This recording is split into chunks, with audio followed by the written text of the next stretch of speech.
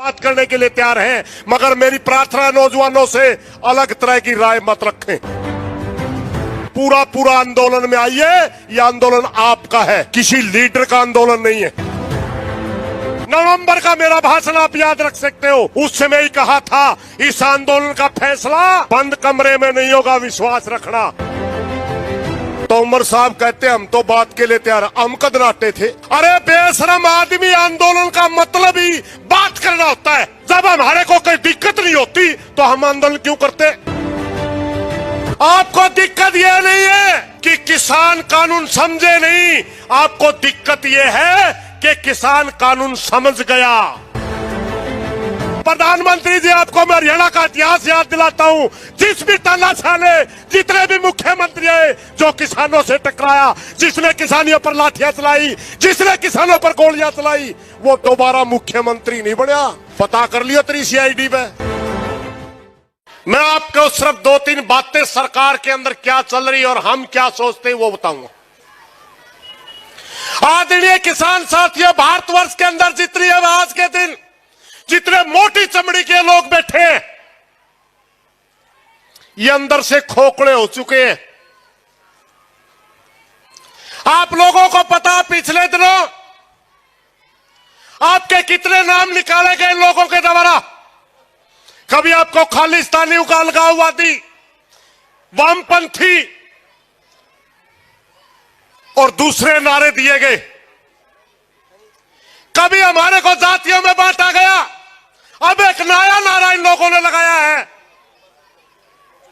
अमित शाह एक मीटिंग लेता है और पूरे देश के इनके एमपीओ को बुलाता है और बुला करके कहता है, जो जाट बहुलक क्षेत्र है इसके अंदर कानून को समझाने की जरूरत है। मैं कहता हूं अमित शाह जी, ये देश कानून समझ गया, ये किसान कानून समझ गए। आपको दिक्कत यह नहीं है कि किसान कानून समझे नहीं, आपको दिक्कत यह है कि किसान कानून समझ गया। आप मूर्ख लाते हैं हमारे को।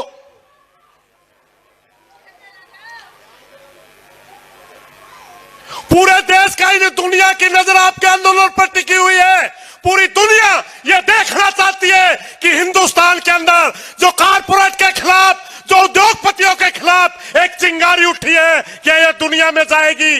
भारत के लोग, किसान और मजदूर क्या मिलकर के कारपोरेट को हराएंगे?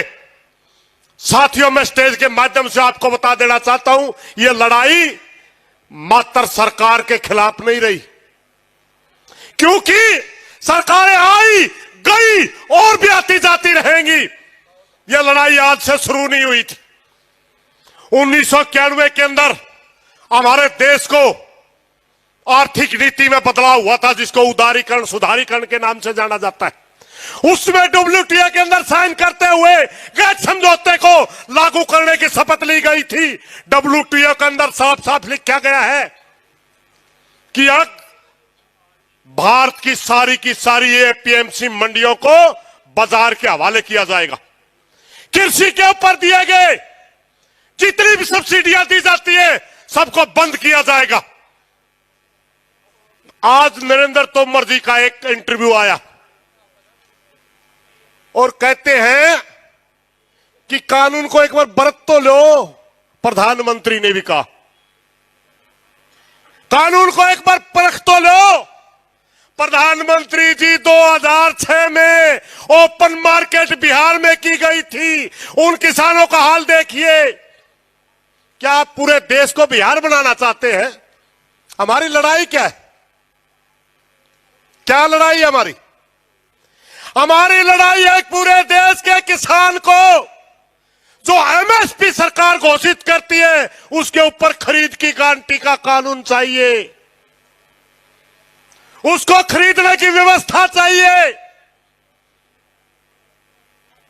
मात्र 23 फसलों का एमएसपी सरकार तय करती है। 70% फसलें हमारी वो है जिसका एमएसपी तय ही नहीं होता। उनको तो ओपन मार्केट में है। मात्र खाद्यान्न की कुछ चीजें थी जिनको हम लंबा खरीद नहीं सकते, सरकारें स्टॉक करती है उनका। ये कहते हैं बिहार की तरह हम पूरे देश को बर्बाद करेंगे, और किसान कहते हैं जिस तरह हरियाणा पंजाब के अंदर एमएसपी के ऊपर धान और गेहूं बिकता है, मेरे पश्चिमी बंगाल के किसान को, मेरे बिहार के किसान को, उड़ीसा के किसान को, फिर पूर्वी उत्तर प्रदेश के किसान को, दक्षिण के किसान को, पश्चिम के किसान को, पूरे भारतवर्ष के किसान को एमएसपी की गारंटी मिलनी चाहिए। एमएसपी के ऊपर उसका अनाज बिकना चाहिए।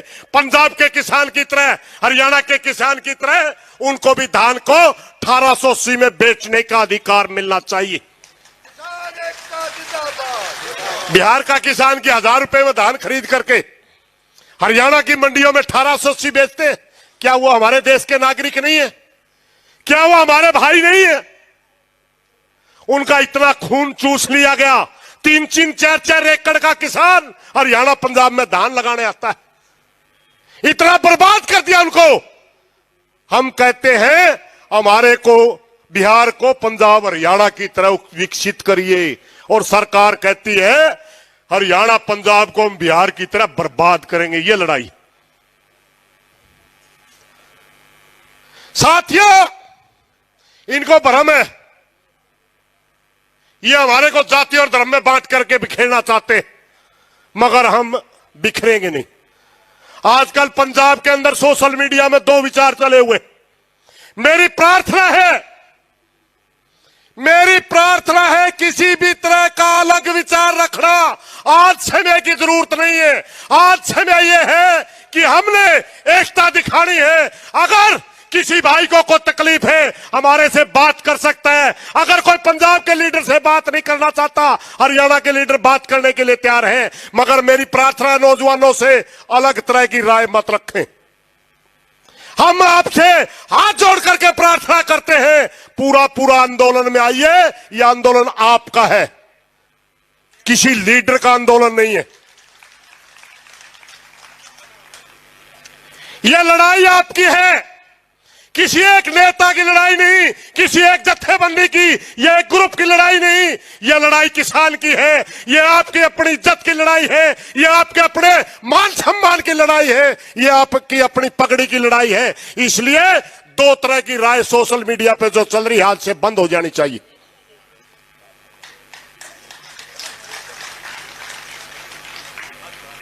हम 2-3 बातें आपसे सिर्फ यही करने आए थे।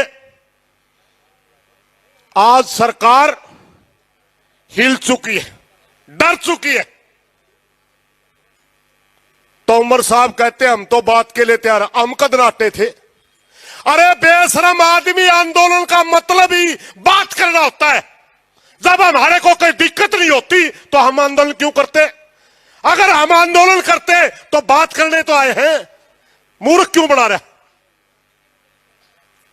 हमारे को कहता है कि हमने आपके पास भेजा था, उसका जवाब नहीं आया। हमने आपके पास भेजा था कि आपने एमएसपी के ऊपर तो एक बात भी नहीं रखी। हमारे ऊपर कानून तो थोपे हैं आपने। हमारी मांग तो एमएसपी की है, थोपी हुई चीज क्यों स्वीकार करें हम? साथियों, यह पूरी दुनिया का आंदोलन है, कारपोरेट के खिलाफ काम करने वालों का, कामगार का आंदोलन है, मेहनत कश का आंदोलन, लूटने वालों के खिलाफ। यह लड़ाई आज से नहीं चली हुई, कई हजार साल से यह एक विचारधारा की लड़ाई बनी हुई। ये लोग जो आज सत्ता में बैठे, ये संविधान में विश्वास नहीं रखते, ये प्रजातंत्र में विश्वास नहीं रखते। इनके खिलाफ अगर कोई बोलता है, उसके खिलाफ देशद्रोह का मुकदमा अगर कोई लगाता है, तो याद रखिए सरकार आपसे डर चुकी है। ये प्रजातंत्र में विश्वास नहीं रखती। इस तरह की कार्रवाई हमेशा डरते लोग करते हैं। आपसे मेरी एक प्रार्थना है, मात्र सिर्फ एक बात याद रखिए। मैंने पहले दिन 28 नवंबर का मेरा भाषण आप याद रख सकते हो। उस समय ही कहा था, इस आंदोलन का फैसला बंद कमरे में नहीं होगा, विश्वास रखना। हुआ क्या आज तक? और आज भी कहता हूं, यह आंदोलन का फैसला हर किसान को पता होगा जब होगा। आज तक सरकार ने हमारे साथ बात ही नहीं की, मात्र मूर्ख बनाना चाहते थे, मगर सृष्टि का नियम भूल गए। सरकार सृष्टि का नियम भूल गए। परमात्मा ने सृष्टि बनाई, तब एक कानून बनाया था इस सृष्टि के लिए कि इसके अंदर जो बीज डाला जाएगा उसका वो फलेगा, फूलेगा, बड़ा होगा। मोदी जी, हमारा काम आंदोलन का बीज डालना था, ये तो अपने आप फल फूल रहा है, पूरे देश में जा रहा है। अब हमारे बस की बात नहीं है। ये सृष्टि का नियम है, परमात्मा का नियम है, हमारा बस का नहीं है। इसलिए मेरी प्रार्थना है, इस देश की गद्दी पे बैठे हुक्मरानों से, बड़े बड़े गद्दी में बैठे जो राजा हैं, घमंड को त्याग दो, त्याग दो और किसान से बात कर लो। इसको सम्मानजनक घर भेज दो। कुर्सी तो आनी जानी चीज है। यह किसान हरियाणा की धरती बैठा है। प्रधानमंत्री जी, आपको मैं हरियाणा का इतिहास याद दिलाता हूं। जिस भी तानाशाह ने, जितने भी मुख्यमंत्री आए, जो किसानों से टकराया, जिसने किसानियों पर लाठियां चलाई, जिसने किसानों पर गोलियां चलाई, वो दोबारा मुख्यमंत्री नहीं बनया। पता कर लियो तेरी CID पे।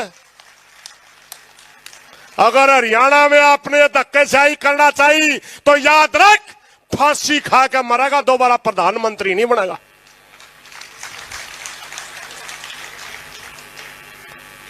इन्हीं बातों के साथ मैं सिर्फ एक प्रार्थना करने आया था।